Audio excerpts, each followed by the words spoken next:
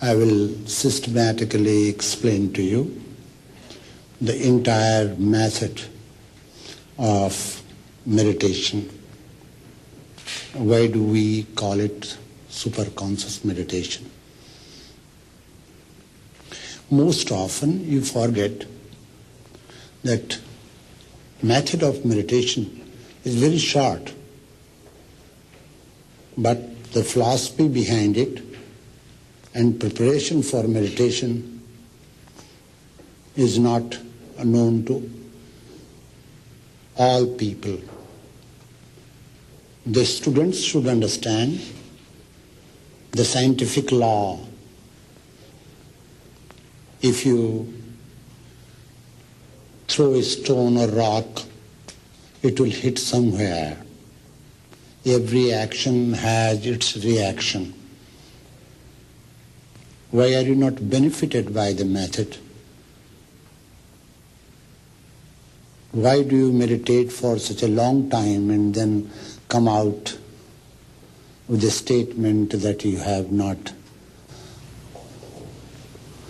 gained anything? What do you expect from meditation? What is meditation? Do you understand? The whole process, method should be understood first. According to the codifier of yoga science, Patanjali, the method of meditation is not that something which one immediately does. It's a seventh step in the ladder of yoga. In the ladder of yoga, it's a seventh step. It means you are not prepared to practice meditation, yet you pose to meditate. What should be the preparation of meditation? According to yoga science, satu dirgha kale nairantarya satkara sevito dhrida bhumi. To break the habit pattern, to change the grooves that you have created in your mind, you have to constantly practice meditation, regularly, every day, at the same time. Why at the same time? Why do we stress much on the time? Because your mind is conditioned by time, space, and causation. Time is a great factor in your life. It's a great filter in your life. If you understand what time is, perhaps you will learn to annihilate time. There is a saying of the Upanishads, Dutiya dve bhayam bhavati. Why are you afraid of someone? Because you are two. But if there is only one, who will be afraid of whom? As long as you dwell on the plane of duality, I exist and others exist. Others are different from me. My existence is different from others. I am a different human being. These creatures are different, so naturally you will be afraid. Yes, you are definitely different. Physically you are different, you look different, you speak in a different way, your language is different, your culture is different, your thought patterns are different. But beneath all these changes, there lies something that is not different. Absolute reality, that absolute truth within us is not at all different. It's one and the same. Unless you reach there, unless you attain that reality, you will see everything different. You will have that fears. Fear means acknowledging someone's existence, forgetting your own self. Not realizing one unity in the diversity.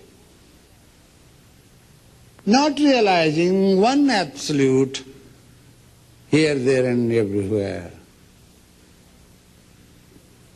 When you talk to somebody, you never feel that you are talking to yourself. You prepare yourself, you force yourself to talk to others. You lie to others because you think he's a different person. You see. So the day you come to know that there is one underlying principle, that truth, that reality, you will be free from fears. Fear is a great obstacle in the path of enlightenment. In enlightenment, what do you gain? What do you attain? You don't gain anything, you don't attain anything because you are already attained. It's already within us. Simply we have to be aware of that truth or reality. Before we become aware of that reality, we will have to fathom all the levels of life. We will have to cross the mire of delusion. We will have to cross many hurdles, many obstacles that we have created for ourselves. There is something between you and the reality, and that is called your mind. It's a great instrument, and it's a great hurdle. It's a great instrument when you want to do something in the external world. The moment you wake up, your mind immediately works, functions with the senses. Because it has employed senses. And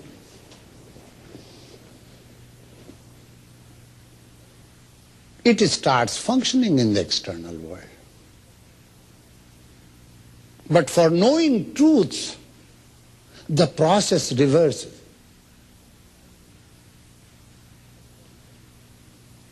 You will see that life has two aspects: external and internal.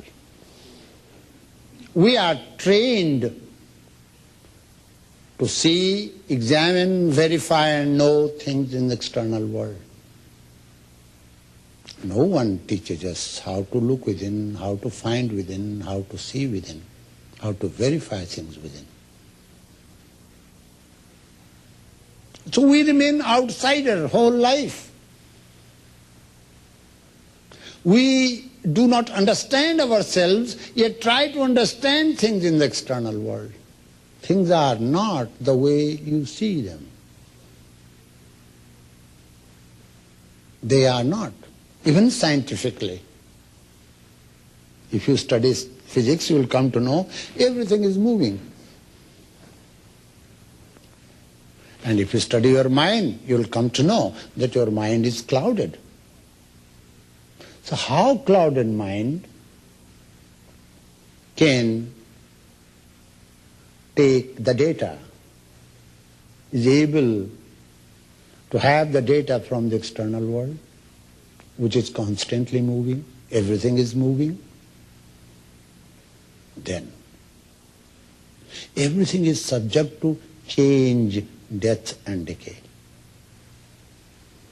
Constantly. How are you going to collect the data from the external world with the clouded mind that you have? You cannot stop this movement, this constant movement. You can only purify your mind. You can have concentration, you can have concentrated and one-pointed mind, and then that mind is led within. So what do you need? You need to purify your mind. You need to concentrate your mind, for mind is constantly going out to the external world with the help of the senses too. Then mind is dissipated. It needs concentration. 3. Then that concentration should be directed inward in fathoming the levels of your life. But mind also has limitations.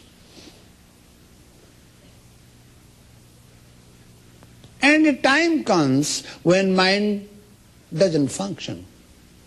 It has done your work. Its work. It's like a boat crossing a river. When you cross a river, you need a boat. But after that, you don't carry boat with you when you have to walk.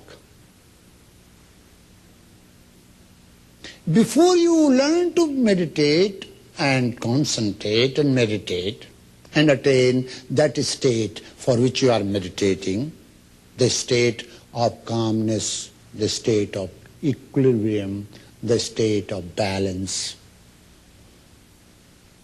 you have to prepare yourself. For any art, for music, for dance. Suppose your body is flabby. Now, if you do belly dancing, you will be hurting yourself. You sit down in meditation and you do not know what to do next. What to do next now? Suddenly you start repeating mantra. That doesn't help. Systematically, if you follow and tread the path, you will reach your destination. You will attain your goal. Provided you have systematic knowledge and you learn to practice your meditation systematically. This is very important. That which cannot be given by any other method can be given by meditation. Remember this.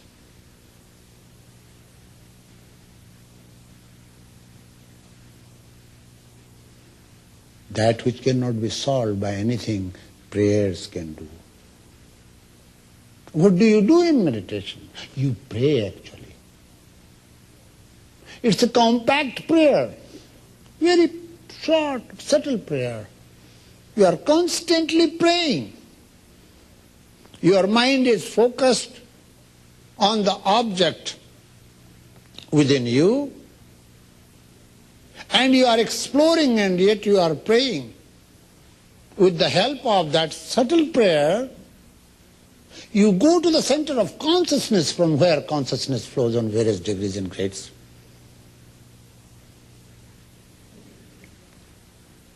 It's a method that leads you from gross to subtle, subtler, and then the subtlest aspect of your life. Modern man has a problem. He always complains about time. I don't have time. You don't need so much time. You have time to go to bathroom for your ablutions, you have time to eat, you have time to gossip, you have time to talk, you have time to cry, laugh, and do many things. How come you don't have time to sit in meditation? It's dire necessity. It gives you freedom from many, many diseases. You invite diseases, and you don't have control over your mind. Many, many diseases can be prevented if you learn to meditate. Even simply you imitate, don't meditate, just try to imitate how a meditator sits. Sit quietly. Even then that is therapeutic. How that sitting is therapeutic? Suppose you are not doing anything, you are not doing meditation, but just sitting quietly. Sitting, keeping your head, neck and trunk straight in a relaxed position will help you, will relax, will give comfort to that section, that part of your body which is not normally under your control. Autonomic nervous system, involuntary system. The muscles which do not get rest during sleep or by any other means get relaxed, get rest when you sit silently and quietly. Many methods which are being practiced in your country, in modern world, are just practices of relaxation. They are not practices of meditation. For meditation, you have to train yourself. After coming out with flying colors from colleges and universities, there is another school you have to attend, and that is called a school of self-awareness. When you do not have teacher constantly correcting you, telling you what to do and what not to do, where you will have to learn to train your mind and senses. Self-training is very important. There is nothing impossible in the world. If you understand your inner levels of life, there is nothing impossible. You can do wonders. The great men like Christ, Krishna, Buddha, all these great men, they were like us. They were born exactly the way we are born. They walked on the earth. They didn't do anything unnatural. Nobody could see things with ears. Nobody has. No Bible on the earth says you see through your nose when you become a great siddha or enlightened. What happens to you when you are enlightened? Because you see things as they are. Today, you do not see things as they are. You don't have capacity to see things as they are. So when you see that in the past, the history that explains about the great men, their deeds and achievements, say that self-discipline can help one in attaining the goal of life. What is the goal of life? If you do not know what the goal of life is, meditation, contemplation will be not useful. You should know what the goal of life is. You all say goal of life is to attain God. That's not true. This is hearsay. You have heard it. You have read the book. Goal of life is not to attain God. Goal of life is to be free from all pains and miseries and bondages.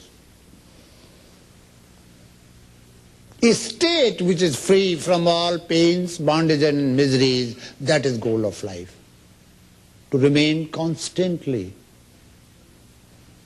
in a state of happiness is goal of life. To be happy, full of love is goal of life. Now, if you are not happy and you attain God, you see God and you know God, it is of no use. If you are with God all the time and you are not happy, that is not a sign of seeing God. And if you are happy, you don't need God. You see. So what do you mean by God?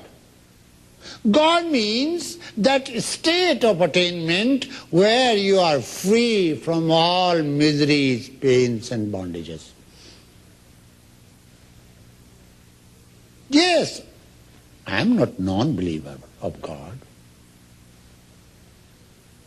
But if I believe in God and have full faith in God, then I should be free from all pains, miseries and bondages. And if I am still in the clutches of pains and miseries, then I do not know much about God. Then I do not have faith in God.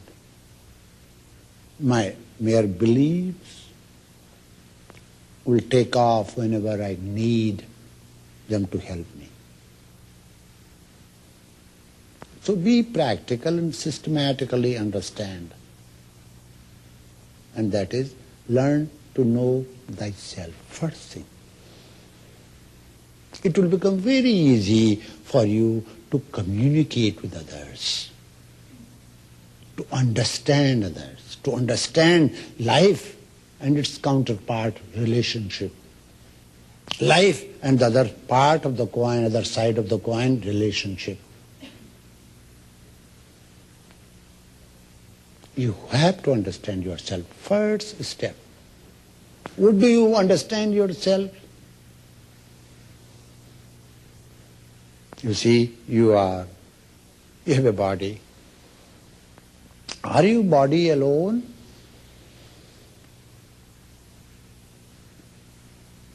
He says, ask. He is going through dialogue, so he asks himself, Koham, who am I? Dehoham, am I only a body? Naham, naham, naham. No, that's not true. Dead, there is a dead body. That's also body. I am a breathing being too. But when you are in deep sleep and you have a body and you are a breathing being, are you being creative? No. You are a thinking being, but during that time your thinking is not brought into action.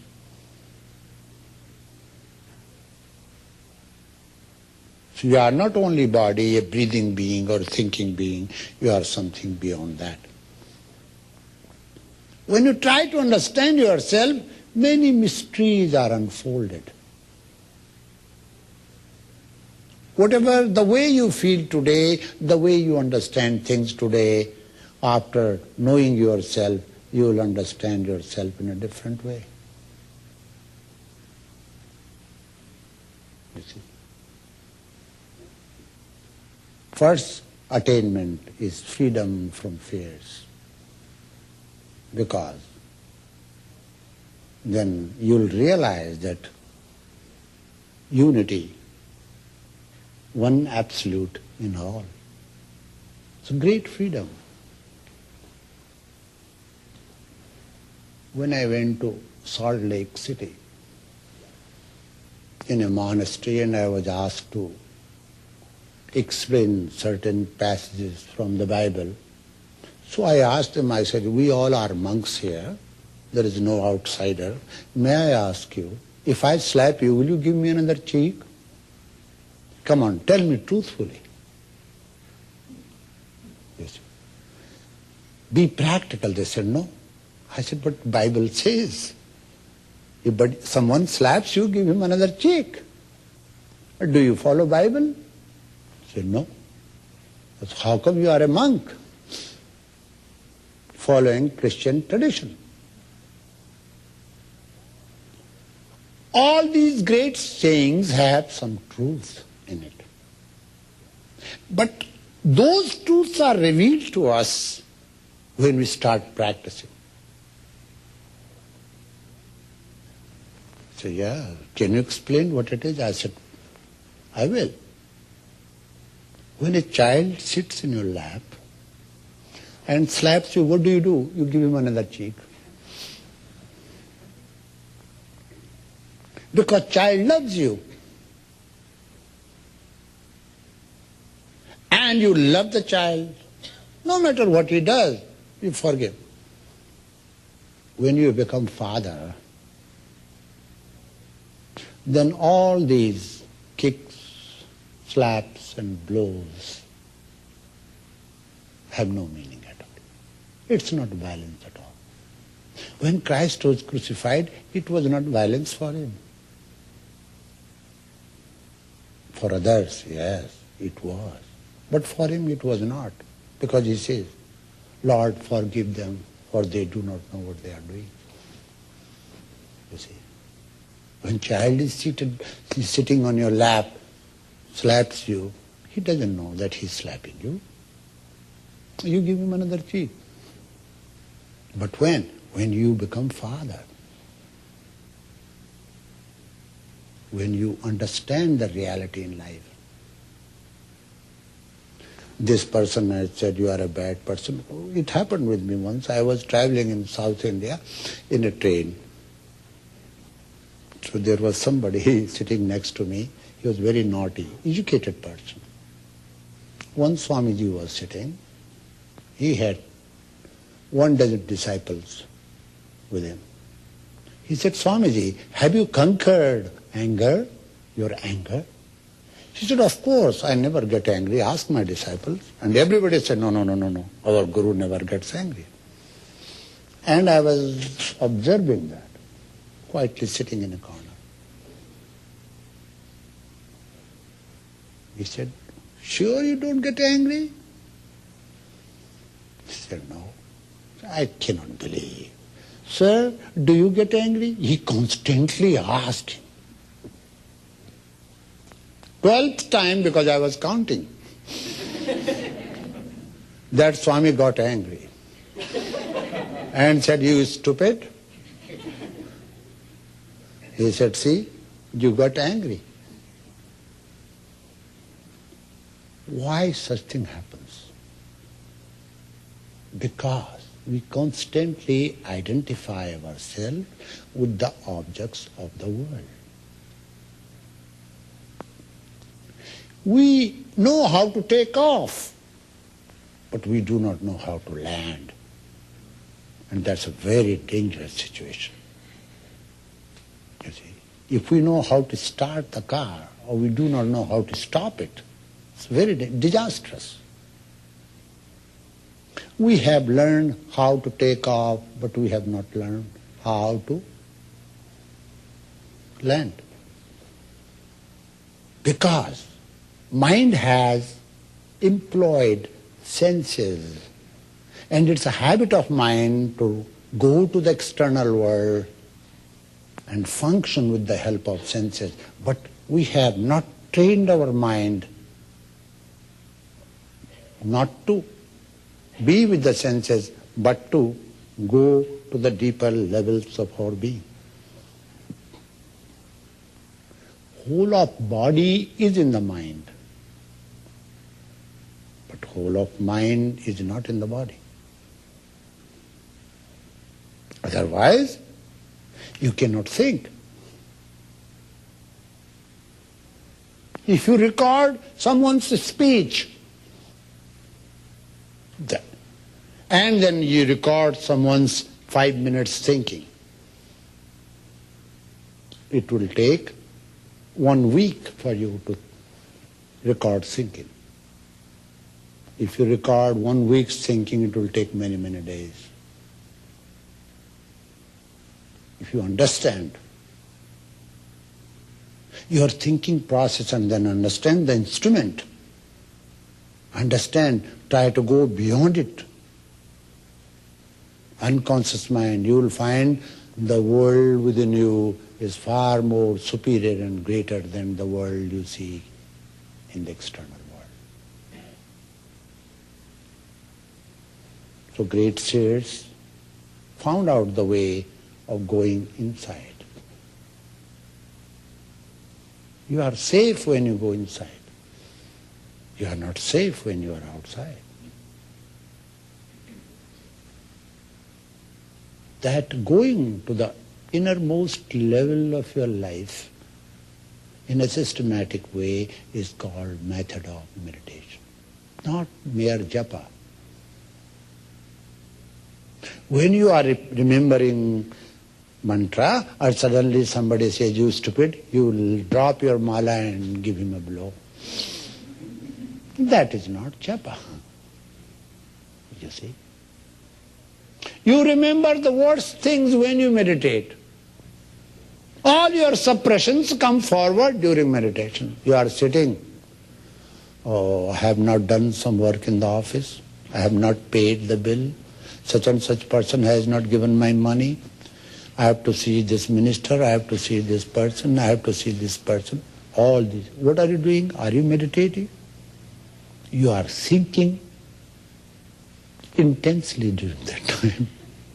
So intense thinking is not called meditation. That's my point. So what do? Regularly you sit, but you sit for thinking. And then you put blame, or nothing is happening in meditation. It is better that you prepare yourself. It's preparation. Why these rituals are performed all over the world? Wash your hands, wash your face, sit like this, sit like that way. Why all this? These are called preparations. Ritual means preparation.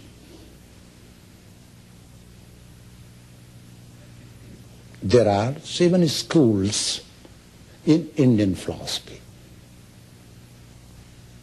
And in all scriptures of those 7 schools, one word is used, atha. You see, everywhere. Atha. Atha yoganusasanam. Now, yoga teachings are expounded. Athato brahma jigyasa. Now, we have a desire to know Brahman, the highest. In all 6 systems, this word has been used, ath. Ath means ab, now.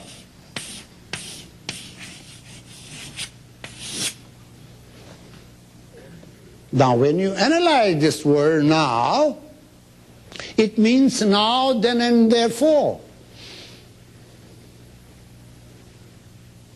Oh, student, you have come to me, now, then, and therefore you are fit for this. Means you are prepared to tread the path of light and life.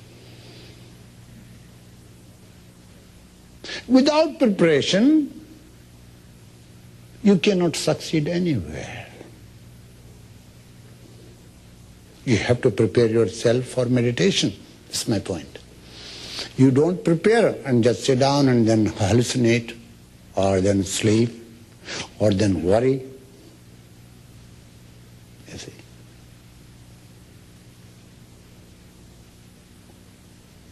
First thing that you should do is called Sankalpa Shakti. How to gather together the will force within you.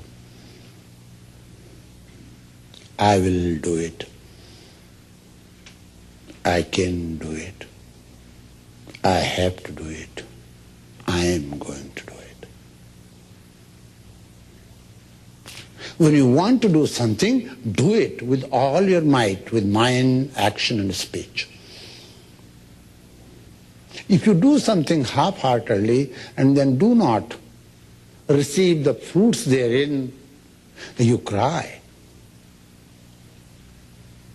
First thing is determination. It's not half an hour, 1 hour, 2 hours meditation that is going to help you. It's quality that is going to help you. And up to conscious mind, it's very easy to do. Very easy to train the body to make it still. Very beneficial. Very helpful. It's easy to establish serenity, calmness in your breath when you learn to breathe diaphragmatically. Then equal breathing, you learn. Breath becomes calm. What next? You do not know. You start remembering japa. Now, what do? Suddenly your boyfriend comes in front of you. His image comes and you are remembering Christ. See? You are remembering Christ's name and here comes boyfriend's image. It means your remembrance of mantra is that image. Do you know image within you? Is called imagination. Image within you is called imagination. When you are imagining, there are many images going on inside you. Imagery is there. You see. So when you are remembering cup, the cup will come in front of you. Suppose you are remembering Ram or Sham or any your mantra. What do you imagine during that time? What is the image for that name? Because every sound has its form. This sound will create a form. Simple thing. You are remembering your mantra. What is the focal point for your mind? There the teachers are lost, the students are lost. You are remembering mantra. You see.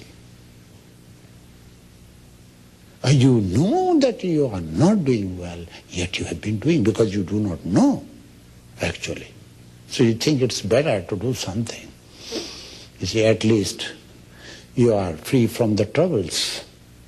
You are a trouble creator. During that time there is no trouble. So that much benefit you are getting. You see. How to deal with the mind is a point. That you should understand.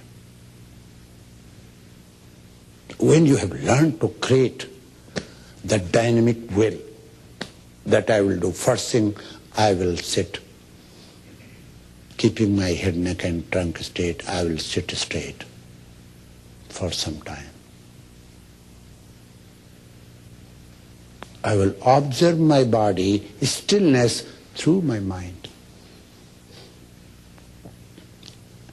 Now what will happen? Suddenly a thought comes, rolls down from the valley of the past.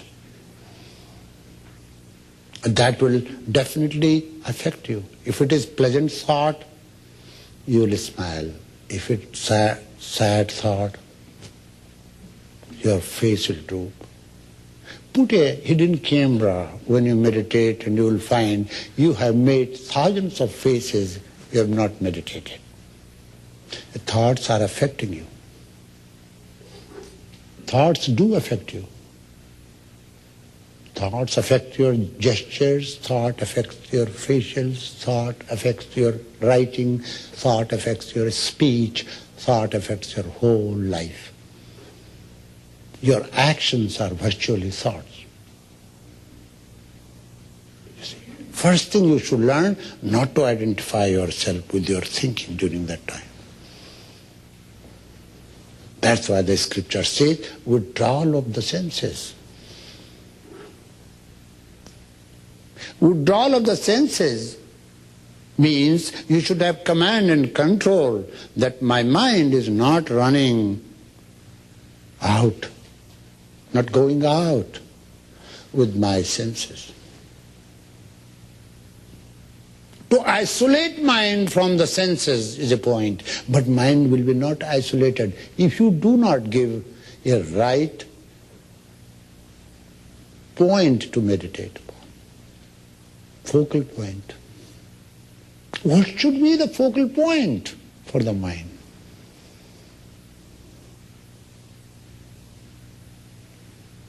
You have learned how to sit immediately. That's why Zen and Zazen only go up to this. There's a focal point for the mind is breath. Suppose you are focusing your mind on the breath, what do you do? What do you observe there? First thing you observe that your breath is not jerky. It's not noisy. It's not irregular.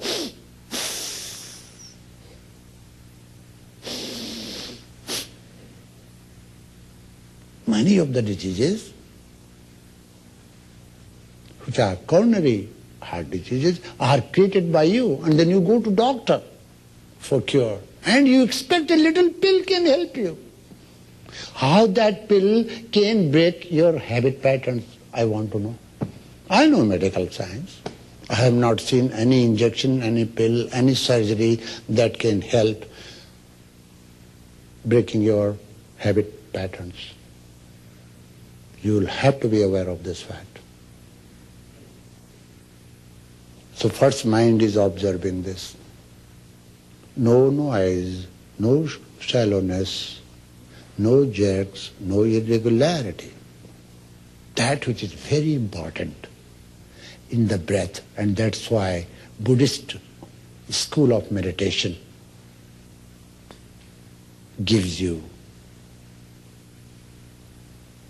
a very solid something. When breath is calm and serene, then you observe that it does not create a long pause. Ordinarily, you are creating a pause. This is pause.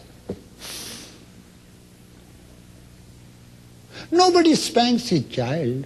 What are you doing this? I would. If my students do that in front of me, I would say, stop doing this. You are hurting yourself.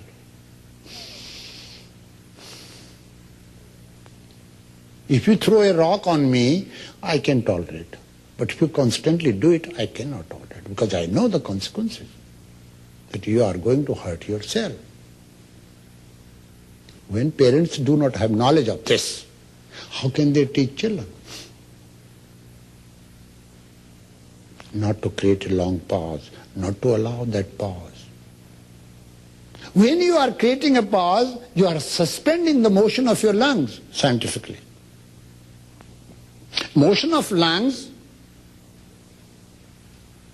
is like a flying wheel in a machine called body. If it is irregulated, the whole body is irregulated. So 2-3 times a day, as it is very important for you to take nutritious food, you should learn to breathe. Not to allow that pause, not to form that bad habit. Whenever you hear something sad, what happens? immediately you suspend your breath. Negativity, negative thought, negative thinking changes the breath patterns. You can see the patterns of the breath. The pens will dance, will create a bump when you are thinking something negative. When you are thinking positively during that time, your thoughts are not disturbed and a straight line will be drawn. So 3 times a day you should learn to breathe. But when you meditate, you systematically first work with your body and then with the breath. With the body you work that my head, neck and trunk is in a straight line.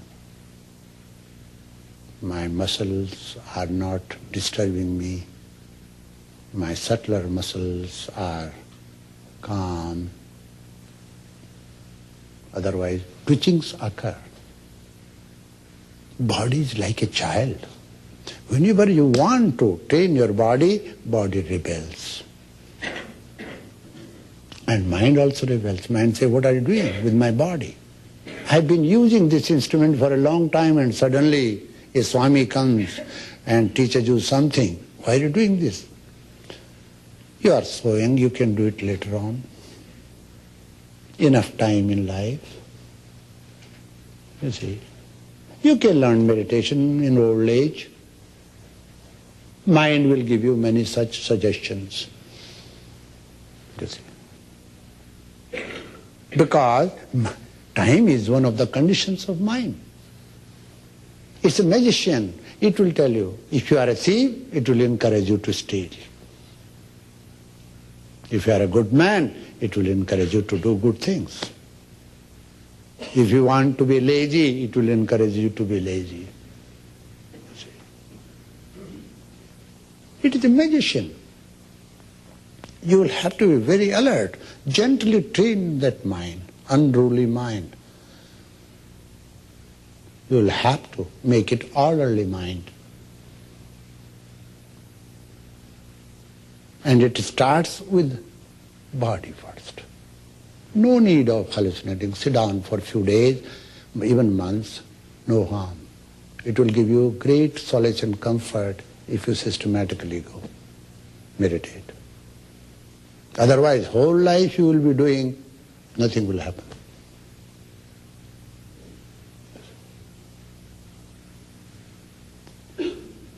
When you have learned not to create the pause, then you do not think of it. You learn to work with your conscious mind. What do you do there? Will you give it an object? If you give some odd object to your mind, you will observe the mind does not like that.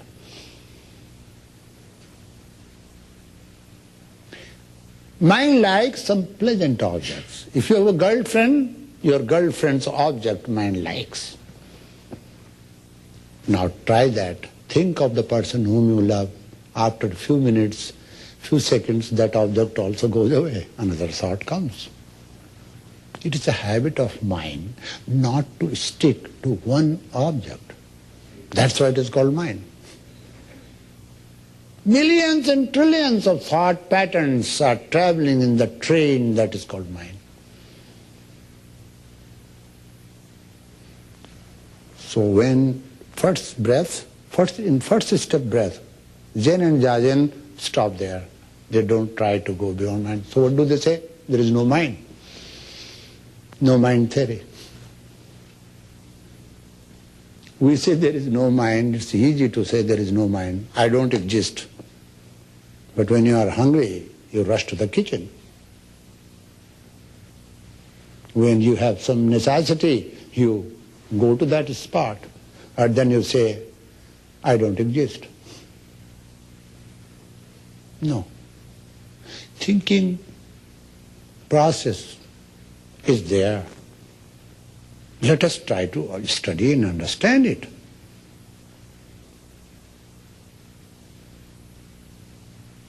Now, my mother, God forbid, she doesn't exist, she is not in the world, is seriously ill. And doctor tells me to fetch medicine for her. It's an emergency medicine.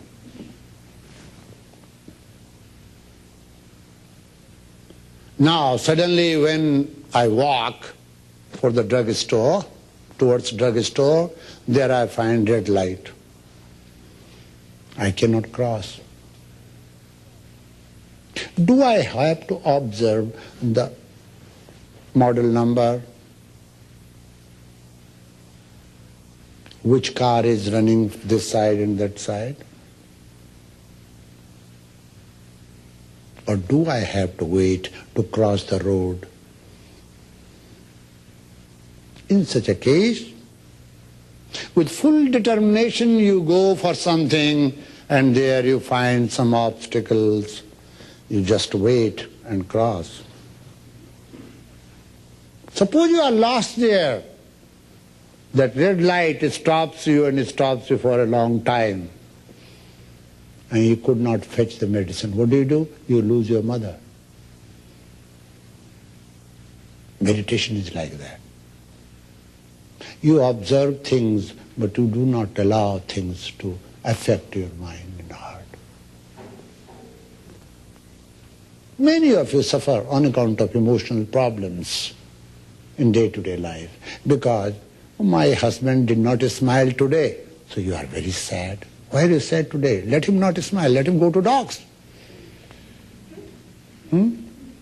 No, he always used to give me a good smile in the morning and today he did not give me. So your whole day, and one day he smiles and says, you have made my day heavy. How much do you depend on the external resources to make you happier, to please you? And that becomes your habit. So what? You become reactionary. Try to understand what I am saying. You learn to observe. That observation is called witnessing. Now there you will have to use your determination no matter what happens during meditation time. I look at you, do I disturb? Am I disturbed? I'm very happy. You all are wonderful, beautiful and handsome. Now I close my eyes and I look I see the whole crowd in my mind. Am I happy? No. There's difference. The same thing which you see in the external world does not make you unhappy, but same thing comes in your mind will make you unhappy. Well, I am not sitting here to see your faces in meditation. I am here to see you and I am happy and that's what I am doing. But if I sit in meditation, I am not sitting there to see your faces. So suddenly, what am I doing? Another face will appear. What am I doing? Another image will appear. There is no end. You cannot stop mind. Many of you think, let us stop thinking. To stop thinking is called meditation. That's not true. Anyone who thinks that trying to stop thinking is meditation, let him forget that that is not called meditation. Here you should use to let go. Allow mind to go. Let it think the way you are observing. You are not identifying yourself with that. If your unpleasant thought comes, you are observing. Pleasant thought comes, you are observing. You are not being affected by any thoughts. That is actually called introspection, inspecting within. Being witness and not being involved in it. Ordinarily you are involved. I am talking to you, I am involved. If I am planning to do something, I am involved. But during meditation, you learn not to involve. with your thinking process. By understanding to let go. All thoughts are going on in the train that is called mind. I am observer, I observe. You become observer and you tell yourself, I am not going to be involved, no matter what kind of thought, what type of thinking is there. Nothing is going to affect me because you have decided that. Even the worst thought pattern comes, will not affect me. Even the best thought pattern comes, will not affect me. You do it with your conscious mind. Conscious mind is that part of mind which you use in your daily life when you are awake. In your waking state, the portion of mind that you use is called conscious mind. From where those thoughts are coming? Because you are not using the external aid, your senses. They are coming from the basement, they are coming from the back mind, they are coming from the unconscious where you have stored all your thoughts. Which thoughts have you stored? You have stored both. Bad thought affects you, you have stored its impression. Good thought affects you, you have stored your impression. You have not stored the impression of a thought. How many trees are there when you go to Homesdale? There are. But you are not storing that thought. Those which are related to you in your daily life are those thoughts which are unpleasant and which are pleasant. So there are two categories of thoughts. During that time you observe both. You are not identifying yourself. A time will come where all thoughts will be exhausted. But that is not all. You will have access to that storehouse, to that reservoir where you have stored these thought patterns, unconscious. It means you have learned to expand your conscious mind. So normal person, normal human being has no access to the unconscious. And he has no access to the superconscious state beyond the unconscious. Christ had. Fortunate few great men had. And it's a promise to all of us. If one human being has done something in the past, we can also do. Because we know human beings have done it. Such human beings, we call they are great men. Those who do not practice, we do not call them great. So no need of becoming great with the help of press publicity, because that is not going to help, please you or make you happy. I have seen all that from the age of 3.5. I lived with my master. People used to adore me in my childhood, you know. Everybody said, oh, look at this Avtara, you know. So my master in the evening used to say, you Avtara, come over here. He used to. Don't be affected by people's praises. You are a human being, you are a child, you know nothing, and they all call you Avtara. It's bad for you. It's not good for your growth. I also learned a technique to see what happens to me, you know. I will create something simple so that you start hating me, and then I'll see what you are saying against me. Is it affecting me? I'll tell you one example. You know Buddha, you all have heard about him. And he had a disciple called Ananda. Great disciple. So in the small town city of Rajgrahi, when Buddha went to with begging bowl, so during that time there were thousands of monks, and it became difficult for the householder to give viksha, to give food to these monks. And gradually people left Rajgrahi. And there was no householder later on. But during that time, there were few homes.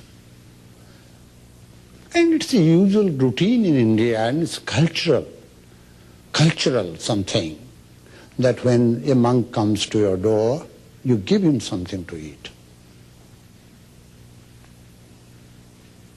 The woman who was milking the cow got angry.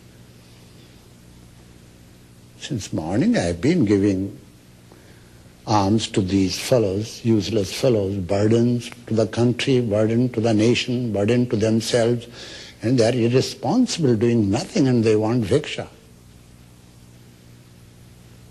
It's not good.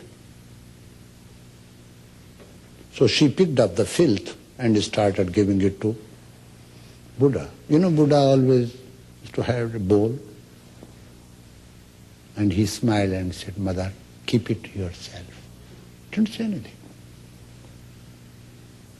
But Anand got angry, and Anand said, "You don't know, my Lord, Master, great reincarnation, founder of school of meditation, you are insulting." Buddha said, "Quiet. If someone gives you something, please don't take it. Why are you angry? We are monks. We are beggars. If someone gives us something, it depends upon us whether we take it or not." See? Learn this. When someone says something to you, it depends upon you whether you accept it or not. If someone says stupid to you, you feel very sad. It should be analyzed. If you are stupid, you have a chance to correct yourself. If you are not, why are you affected? You see. Those who are shallow, those who do not understand the mystery of life here and hereafter, are swayed by the praises. It's very dangerous for a sadhaka. If somebody says you are very good, thank you. Simple thank you. Not the Western mantra. You know Western mantra? Thank you, sorry, sorry. You hit somebody and say sorry, that's all. If somebody does a great favor to you, you say thank you. Whole day, how many times sorry and thank you do you say? I call them Western mantras. Remember this, if someone says something to you, don't accept it. Analyze.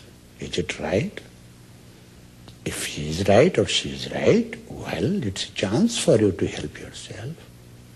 If she or he is not right, why are you affected by this? Do not forget that you are a student throughout life. Till last breath of your life, you are a student who wants to learn. And life is learning. And in every walk of life, you learn.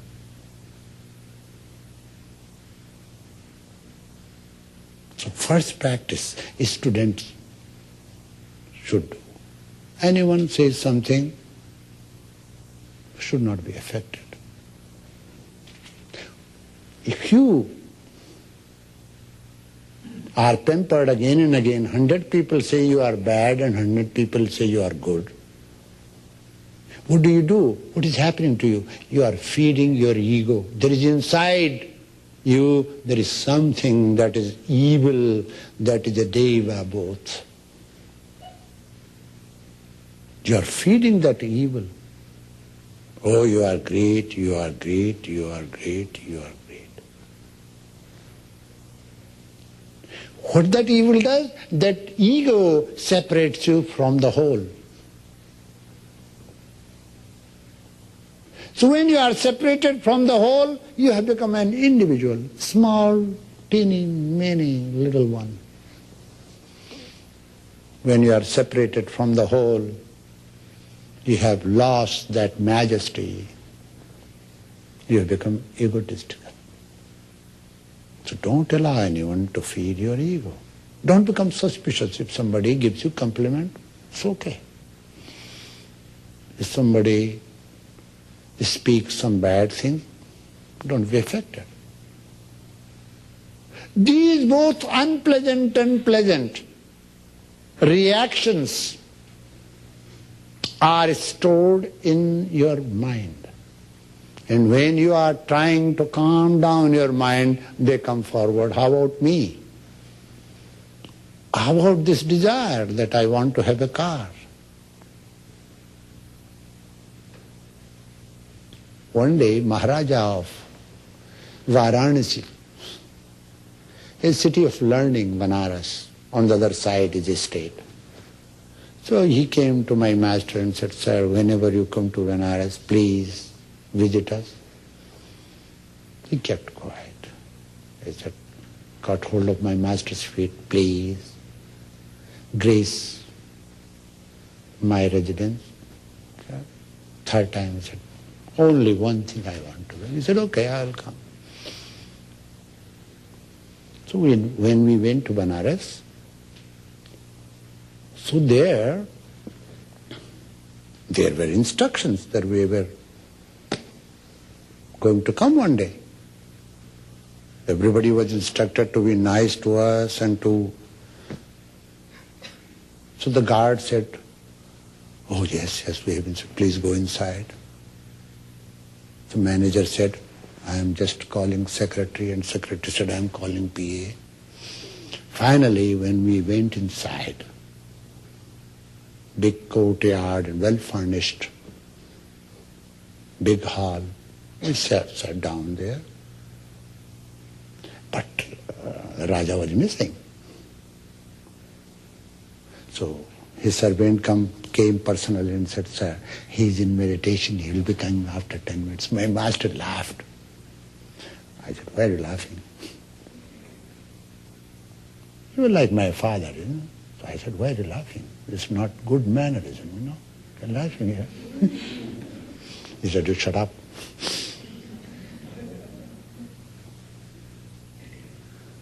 So that stupid is not meditating. He bought an elephant yesterday. He is making a saddle. It should be silver, or it should be what type of saddle it should have and all. He is not meditating, wasting his time. So he came and said, "Sir, I am sorry, I was meditating." I said, "Shut up, you were not meditating. Yesterday you bought elephant?" He said, "Yes." "You were preparing saddle for the, elephant?" "Yes." Was it meditation? That's what you do. Anything that you have to do, attend tomorrow, you think of it today and you call it meditation. So there is something wrong with your process, with your system. So in the day-to-day life, learn to practice not to be affected by the praise and by the prejudice, by anything which is pleasant and unpleasant, one thing. You are that you are. You can transform yourself. Others only help and create hindrance, obstacles. So when you have learned to observe your thinking process, witness it. I am different from my mind. no more identify yourself with your mind. When you do not identify yourself with your mind, you are not affected by the creations of your mind, fear, anxiety, depression, sadness. Not at all. So meditation, the method of meditation is meant to give you freedom from all these which adversely affect you. Next step. When you do not identify yourself with your thought patterns, a state of mind comes which is called superconscious meditation. When you are sleeping, you do not know what happens during waking state. Now, during waking state, if you want to observe your sleeping state, you cannot do it because you are not sleeping. When you are dreaming, you cannot know what sleep is and what waking state is. Superconscious state of mind is that state of mind from where you can observe all these three states, sleeping, dreaming and waking, yet you are above. That's a great state of mind. Now, there is no such departmental store from where you get such a thing.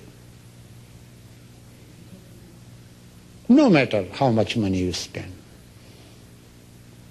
Yes, there is something that's called human efforts.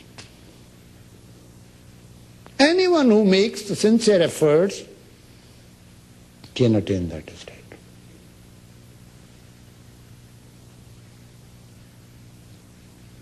Is there any person who can say that I don't have any fault, any weakness? No human being can say that.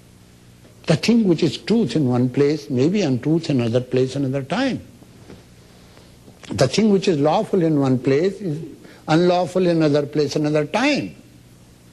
You give money for your wife's gown, that's different. But if you give money to a prostitute, that is to somebody who is not your wife, that is called prostitution. Act is the same. If you go on thinking, I am bad, I am bad, I am bad, you can never improve. That's why always there is something called prayer and repentance. Prayer alone does not help. Prayer and repentance purify the way of soul. And self-realization leads you to goal. What is repentance? No need of repenting before others. They will make fool of you. Not to repeat is called repentance. If this thing is not accepted by the society, by others, I should not do it. Shankara said, Yadyapi shuddham loka viruddham na karaneyam na charaneyam. Though there is no harm, though it's good for you, for an individual, but don't do it if others do not appreciate it, others do not like it, others do not approve.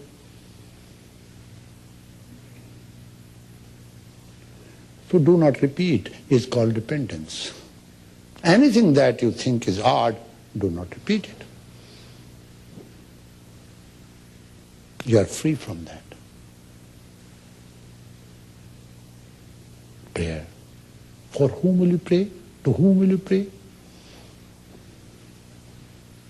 Remember that there are two sorts of prayers. Egotistical prayer and God-centric prayer. Egocentric prayer, God-centric prayer. You don't remember God, but whenever there is something you want, you say, oh Lord, give me. What do you make out of yourself? You are making a beggar out of yourself. How weak do you become when you ask for something? No matter who He is. All the time you ask, God give me this, God give me this, God give, and you get it. What do you become? What are you? Who are you? You are a beggar. All the time you are asking.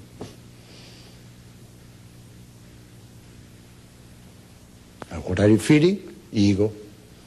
You are becoming selfish, selfish, selfish. In God-centered prayer, you don't ask. You get it, you receive it. Without asking. What do you say? Oh Lord, give me that strength so that I can go through this, through thick and thin. I can pass through this procession of life. So what you need? Inner strength. Inner strength will come when you will learn to build your willpower gradually. Next step comes when you have become a shrine. All the religions say the gist is one and the same. All the religions are given by one and one absolute who is called God. And all the religions declare that God is omnipresent, omniscient and omnipotent. Now, we should understand, where are we then? If He is everywhere, where am I? Either I don't exist, or if at all I exist in God. And God exists in me. So this is a creation of my mind that I am different from God and God is not in me. Oh, this mind is not good. It should be trained, it should be purified. So philosophically, you should understand that God is in me, I am His shrine. Do you make that shrine dirty? No. You keep that shrine clean and neat within and without, because it's a shrine of the Lord. When you learn to understand that shrine is within me, then you are free. Lord is there. I am with the Lord. You see. Then there are steps of realization. God exists. It means you exist and God also exists. And there is no change in you. There is a solace. But you will be you and God will be God. There is no change. You are not free from the misery. You go closer to the Lord and say, yes, Lord is with me, I am with the Lord. This is the second step. Third step, as Christ said, I and my Father are one.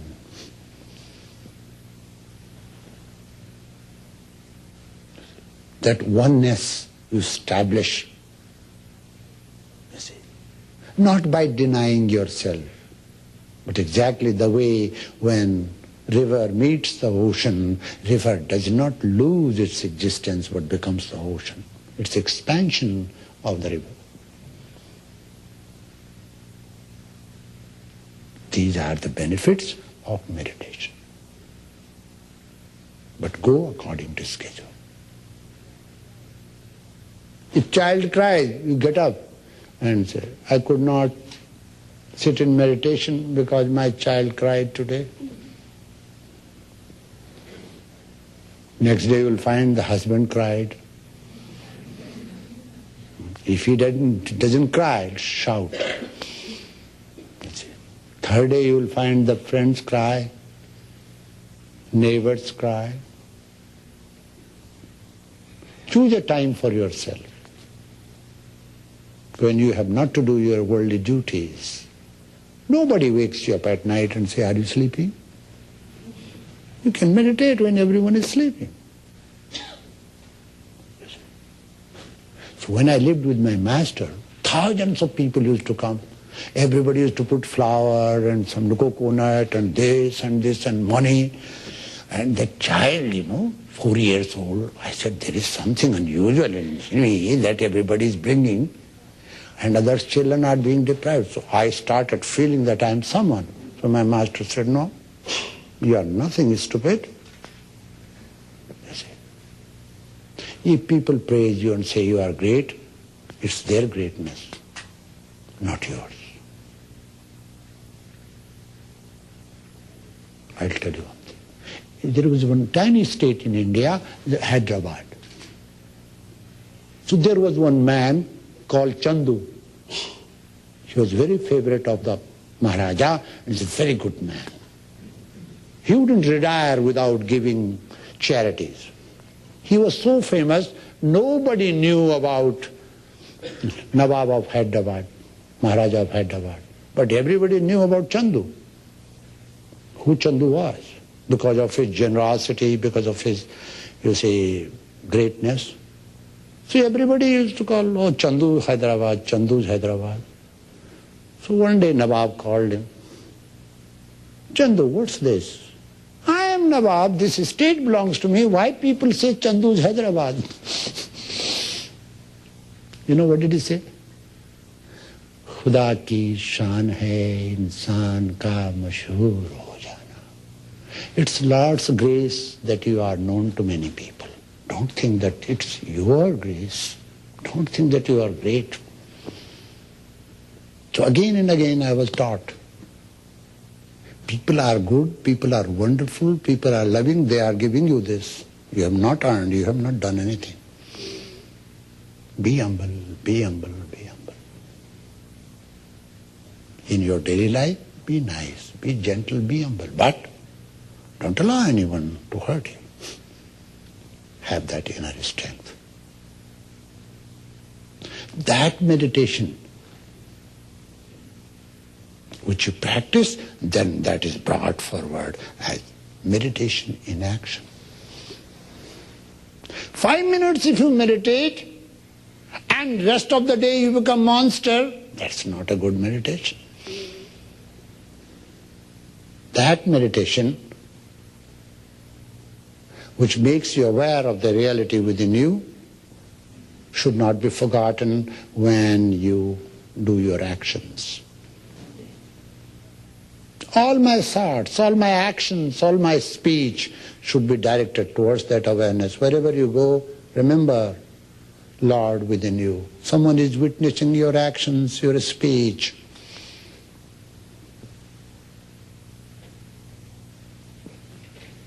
And life becomes a poem, a poetry, and a song, and you enjoy.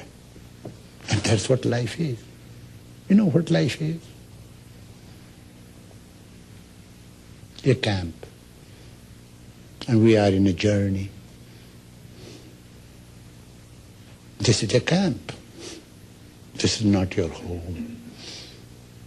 We are going through this camp. We have to go. We all will have to go. If we have come and we are going, it means we are on journey. This journey should be pleasant. Don't get attached to this world, for the world is not your home. Yes, learn this world as a resting place, and then you have to go ahead. So no harm loving, but a great harm in being attached. There is a difference between attachment and love. Learn to love all and exclude none. That is the way to divine peace, peace, peace. God bless you.